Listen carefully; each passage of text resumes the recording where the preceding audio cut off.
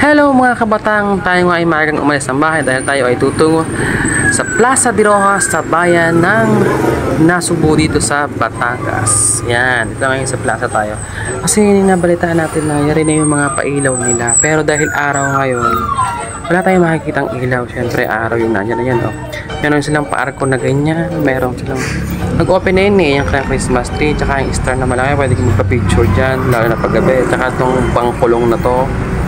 Ang ganda rin magpa-picture dyan paggabi. Pero mag-upload din tayo ng mga may renovate po kasi yung plaza. Kaka-renovate lang yan. Maluang na yung plaza ngayon. Maganda na.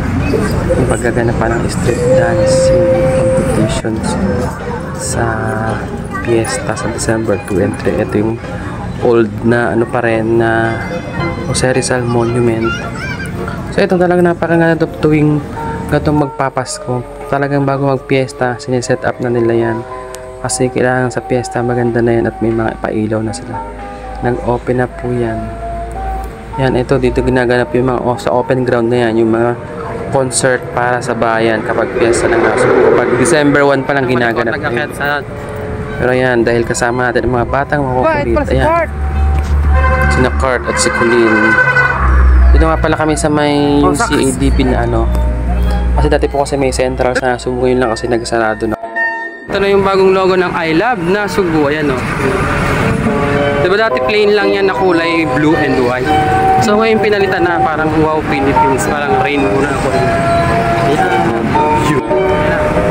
Besta na sa Nasugbu.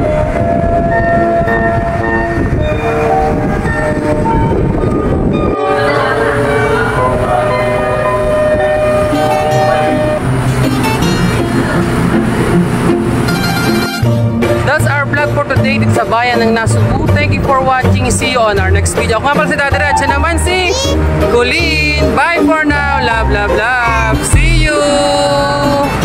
Happy Fiesta Nasugbu.